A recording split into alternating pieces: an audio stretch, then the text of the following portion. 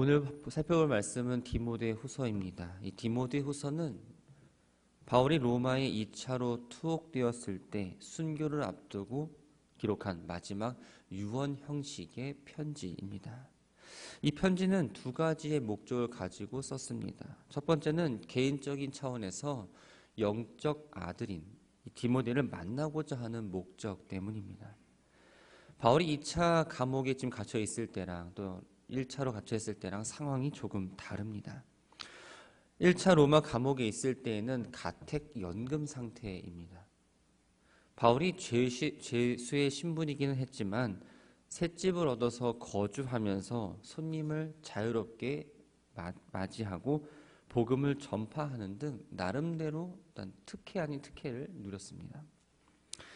그러나 2차 감옥 생활은 일반 죄수와 같은 취급을 받았습니다. 사슬에 매어 있고 추운 지하 감옥에서 점점 육신이 쇠약해져감을 느낍니다. 더구나 바울 곁에서 수중을 들떠있던 사람들도 의원인 누가를 제외하고는 이런저런 이유로 다 떠나갔습니다. 어떻게 보면 바울의 말년은 아주 외로웠죠. 바울은 내게 이와 같은 자가 없다라고 말할 정도로 아주 소중하게 여겼던 영적 아들 디모데를 마지막으로 보고 싶어 했습니다. 그래서 디모데를 회상하면서 만남을 희망하고 편지에게 자신을 빨리 보러 오라고 당부를 합니다. 두 번째는 복음 사역을 이어가는 차원에서 디모데를 향해 마지막 가르침과 권면입니다. 디모데 후서를 기록한 시기는 네로 황제가 통치를 거의 마무리 질 때였습니다. 네로는 주 64년 로마의 대화재를 기독교인들이 했다라고 덮어씌우고 기독교를 너무 박해했던 황제였죠. 네로의 박해는 로마에 한정되어 있긴 했지만 이것은 머지않아 로마 제국 전체에 불어닥칠 기독교 박해의 어떠한 전조 증상과도 같았습니다. 교회는 외적으로 핍박을 많이 받았고 교회 안으로는 영지주의와 같은 이단들이 침투해서 계속 세력을 확장해 나갔고 교회를 너무나 어지럽게 하고 있는 상태입니다. 바울은 교회들이 처한 상황을 알고 자신의 사역이 마무리되어야 할 거라는 것을 예상하면서 다음 세대의 복음 사역자인 이 디모데가 잘 할 수 있도록 유언 형식의 메시지를 남겼던 겁니다. 이 편지에는 고난에 대해서 인내하며 더 나아가서는 적극적으로 복음을 위해서 고난받을 걸 가르치면서 또 디모데를 격려합니다. 그리고 마지막 날의 타락한 모습에 대해서 이야기하고 이단 사상에 경계하며 복음을 지키라고 이야기하죠. 디모데후서 역시 받는 사람은 디모데이고 보내는 사람은 바울입니다. 그런데 바울은 자신을 먼저 이렇게 소개하고 있습니다. 하나님의 뜻으로 말미암아 그리스도 예수 안에 있는 생명의 약속대로 그리스도 예수의 사도가 되었다. 당시 바울은 그리스도 예수라는 사도 이유 때문에 복음을 전했기 때문에 체포되어서 감옥에 갇혀 있었습니다. 바울은 1차 로마 감옥에 있을 때는 나는 좀 석방이 될 거라는 것을 예상을 했지만 이번에 수감된 상태에서는 자신의 죽음을 예감하고 있었죠. 바울은 사도됨으로 인해 외롭고 추운 감옥에서 지금 죽음을 기다리고 있는 상황이지만 그래도 자신의 생명의 약속을 위해서 부름받아 사도가 된 것에 대해서 후회하지 않고 자랑스럽다라고 먼저 디모데에게 이야기합니다. 디모데전서에서는 편지를 받는 디모데를 믿음 안에서 참 아들된 디모데라고 불렀습니다. 그런데 오늘 본문에서는 사랑하는 아들이라고 부르고 있죠. 디모데는 육신의 아버지를 통해서 생명이 물려받듯이 바울을 통해서 새로운 생명, 즉 그리스도 예수 안에 있는 생명을 받게 되었습니다. 바울의 입장에서 보면 디모데는 영적인 열매인 거죠. 죽음을 앞둔 늙은 사도가 자신의 사역의 열매이자 또한 영적 아들인 디모데를 향한 끊임없는 사랑을 나타내주고 있습니다. 디모데를 밤낮 가리지 않고 생각하며 기도할 때 바울은 하나님께 감사하지 않을 수 없었습니다. 왜 그랬을까요? 디모데가 처한 모든 상황과 환경이 지금 어렵긴 하지만 신실하신 하나님의 일꾼으로 살아갈 수 있다는 그 사실만으로도 바울에게는 너무나 말할 수 없는 감사의 제목이었습니다. 이러한 감사와 함께 디모데가 생각날 때마다 바울은 디모데가 흘린 눈물을 기억합니다. 이 눈물은 사도행전 20장 37절을 보면 바울이 밀레도에서 에베소 교인들과 헤어질 때 디모데가 흘렸던 그 눈물을 말합니다. 바울과 디모데가 헤어질 때는 기독교를 핍박할 당시였습니다. 언제 어느 때에 죽어도 어색하지 않은 시대였죠. 바울이 항상 체포될 위험이 있었기 때문에 죽음에 노출되어 있었기 때문에 디모데는 바울을 떠나보내면서 염려와 함께 눈물을 흘렸던 겁니다. 감옥에 있던 바울은 디모데가 눈물을 흘린 걸 떠올릴 때면 디모데가 너무나 그리웠습니다. 다시 디모데를 만날 수 있다면, 만나게 된다면 너무나 큰 기쁨과 위로를 얻을 거라 확신하면서 디모데를 만나기를 간절히 원했던 거죠. 5절을 보면 사도 바울은 디모데의 믿음을 언급합니다. 근데 그 믿음이 바로 거짓이 없는 믿음이라고 말하고 있습니다. 이 믿음은 외할머니 로이스와 또한 어머니 유니게를 통해서 디모데에게 전수되었다라고 말합니다. 이들은 유대인으로서 유대교 신앙을 갖고 있었고 바울로부터 복음을 듣기 이전부터 경건했던 사람들입니다. 하나님의 말씀을 디모데에게 가르쳤고요. 이런 양육으로 인해서 디모데는 어려서부터 성경을 잘 알고 익혔던 사람입니다. 바울은 디모데가 받은 믿음의 유산에 감사하면서 디모데가 안수받을 때 위임받은 은사들이 식지 않고 뜨겁게 더욱 타오를 필요가 있다고 생각했습니다. 디모데가 받은 지금 은사가 다 소멸되어서 이런 말을 한 게 아닙니다. 당시 연소했던 디모데는 교회 안에서 활동하고 있는 그 거짓 교사들로 인해 또 개인적으로는 약한 건강과 든든한 지원자였던 바울이 감옥에 갇힌 문제로 인해서 또 외적으로는 교회의 탄압으로 인해서 매우 위축되어 있는 상황이었습니다. 하지만 바울은 디모데가 거룩한 하나님의 그 사역을 감당하기 위해서는 영적 능력이 신실하게 발휘되고 끊임없이 새롭게 되어지기를 원했던 거죠. 그 이유는 7절에서 이렇게 이야기합니다. 하나님이 우리에게 두려워하는 마음이 아니라 오직 능력과 사랑과 절제하는 마음을 주셨기 때문이다. 그래서 바울은 이 말을 전제로 해서 디모데에게 어떻게 행동해야 되는지를 아주 구체적으로 이야기해주고 있습니다.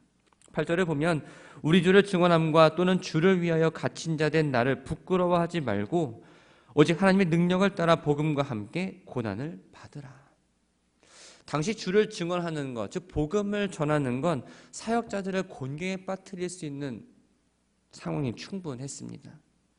철학은 되게 복잡했다면 복음은 너무나 단순했습니다. 또 시대에 뒤처진 것처럼 여겨졌고 복음은 나약한 사람들만 믿는 거라고 비판을 받기도 합니다. 더군다나 복음을 믿고 말씀대로 살면 바울처럼 많은 고난을 받을 수밖에 없었습니다. 또 네로 황제는 그리스도인들이 복음을 전하는 걸 금지시키고자 기독교를 범법단체로 낙인 찍어 버립니다. 바울을 비롯한 수많은 믿음의 사람들이 복음을 믿고 전한다는 이유로 감옥에 갇히거나 순교를 당하기도 했습니다. 그런데 하나님께서 디모데에게 그 주시는 말씀은 비겁한 마음이 아니요 오직 사랑과 능력과 절제하는 마음을 주셨기 때문에 어떠한 상황에 처했다 할지라도 복음 때문에 수감된 바울을 부끄러워해서는 안 되었습니다. 더군다나 바울은 도덕적으로 죄를 지어서 수감된 상태가 아니었기 때문에 하나님을 전하고 복음을 전하는 상태에서 잡혔기 때문에 디모데는 복음과 바울을 전혀 부끄러워할 이유가 없었던 거죠. 바울은 한 걸음 더 나아가서 하나님의 능력을 따라 복음과 함께 고난을 받으라고 이야기합니다. 당시 예수를 믿는다는 이유로 핍박받던 어려운 상황에 굴복하지 말고 적극적으로 복음을 전하는 사역을 감당하면서 고난받기를 두려워하지 말라는 거예요. 단 이것은 인간의 힘으로 할 수 있는 게 아니라 바로 하나님의 능력을 덧입어야 가능하다라고 이야기합니다. 그렇다면 하나님의 능력은 무엇일까요? 9절을 보면 우리를 구원하시고 거룩하게 하려고 부르신 능력이라고 말합니다.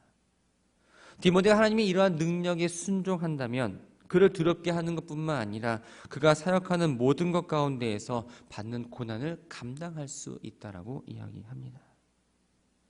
하나님이 우리를 구원하시고 거룩하게 하신 건 우리의 행위 때문이 아니죠. 창세전부터 이미 우리를 향해서 계획이 있으셨고 하나님의 주권 가운데 모든 것들이 이루어지고 있으며 하나님 자신이 흠없고 거룩하시기 때문에 성도들도 온전하고 거룩한 삶을 살아가기를 원하셨습니다. 창세전부터 이미 준비되었던 계획한 이 하나님의 구속의 계획이 예수 그리스도가 이 땅에 오시고 십자가에 죽으심으로써 죽음의 세력이 물러나고 사망을 패하셨습니다. 그리고 복음으로 생명과 썩지 않은 것들을 드러내셨다라고 바울은 이야기합니다. 이 생명의 복음을 위해서 바울은 자신이 선포자와 사도와 또 교사로 세우심을 입었다라고 말합니다. 이 선포자라는 단어는 전파한다라는 의미가 있는데 사실은 군사 용어입니다. 즉 본문에서는 복음을 전하는 자로 사용이 되었죠. 사도는 복음 전파를 위해서 예수 그리스도의 권위를 위임받은 제자를 말하고, 교사는 말 그대로 기독교의 진리를 체계적으로 잘 가르치는 사람을 말합니다. 바울은 복음을 전하고 말씀을 가르친 자로서의 사명을 잘 감당했습니다. 비록 이 일로 인해서 내가 지금 감옥에 갇혀 있지만 두려워하지 않고 부끄러워하지 않는다고 이야기합니다. 이렇게 말할 수 있는 이유는 12절에 나와 있습니다. 내가 믿는 자를 내가 알고 또한 내가 의탁한 것을 그날까지 그가 능히 지키실 줄 확신함이라. 바울은 믿음의 대상인 하나님에 대해서 올바른 지식을 먼저 갖고 있었습니다. 또 하나님이 자신에게 맡기신 이 복음 전파 사명을 잘 감당할 수 있도록 끝까지 지켜주실 거라는 그 믿음도 있었던 거죠. 그래서 13절 14절에서는 복음의 진리를 죽음을 각오하고 지키라고 권면합니다. 너는 그리스도 예수 안에 있는 믿음과 사랑으로서 내게 들은 바 바른 말을 본받아 지키라. 디모데가 본받아 지켜야 될 것은 바로 바울이 전한 바른 말이었습니다. 여기서의 바른 말은 하나님에 대한 참된 신앙을 고백하고 거룩한 삶을 살아갈 수 있도록 하는 복음의 진리를 말합니다. 이단들의 거짓 복음을 따라 살지 말고 복음 때문에 고난받고 힘들지라도 내가 전한, 내가 가르친 그 복음을 잘 따라가라는 겁니다. 14절 우리 안에 거하시는 성령으로 말미암아 내게 부탁하신 아름다운 것을 지키라. 아름다운 것, 바로 복음과 복음을 전하는 그 사역을 의미합니다. 사람의 힘이 아니라 성도 안에 거하시는 성령의 도우심으로 그 복음을 지키고 바울로부터 이어받은 복음 사역을 잘 감당하라고 권면하고 있는 거죠. 15절부터 18절까지의 말씀은 로마 감옥에 수감된 이 바울에 대해서 주변 사람들이 어떤 모습을 보였는지 이야기하고 있습니다.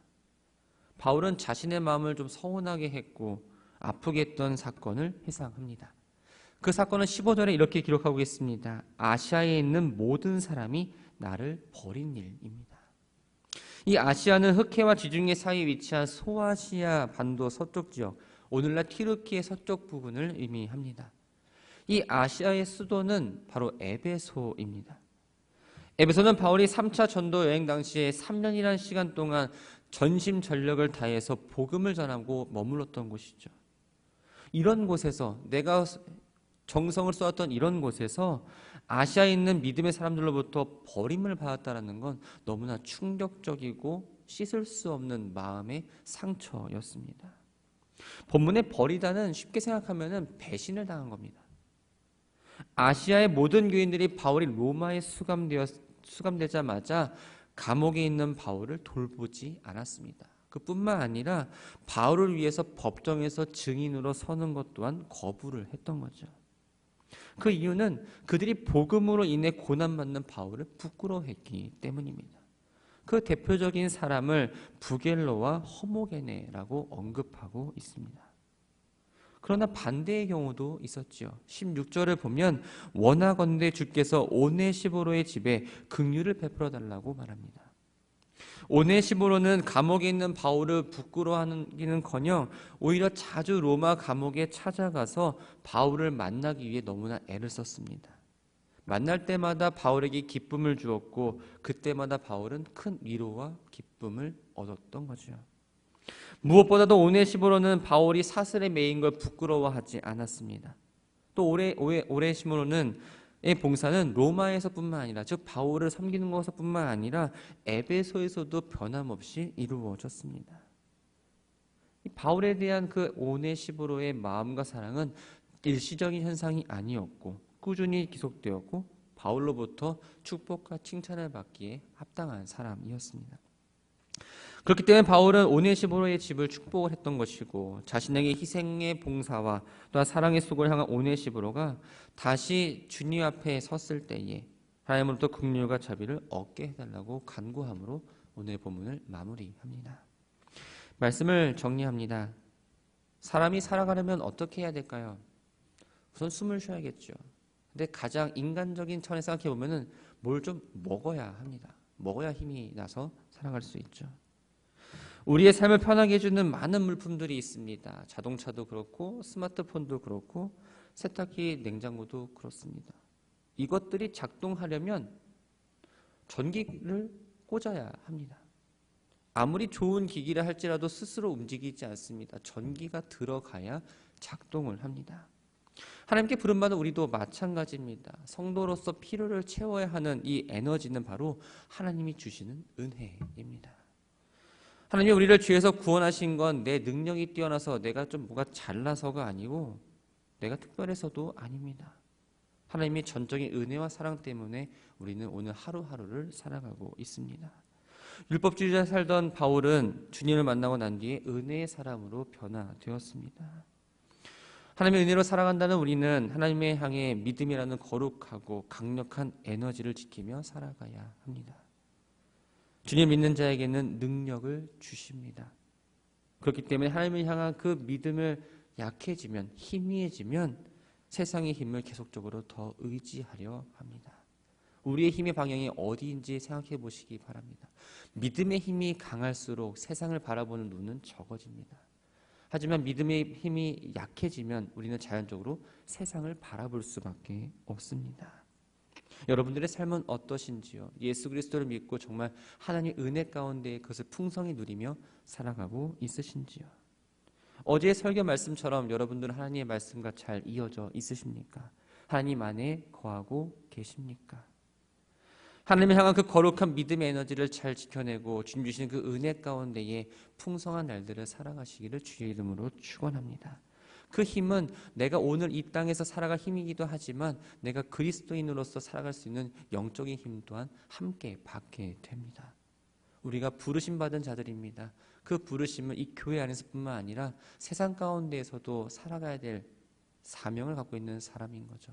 오늘 한날 이 교회에서뿐만 아니라 여러분들의 가정에서, 여러분들의 일터에서, 여러분이 가는 곳곳마다 하나님의 사랑을 전하는 그리스도의 향기를 내뿜는 귀한 성도의 삶을 살아가기를 주의 이름으로 축원합니다.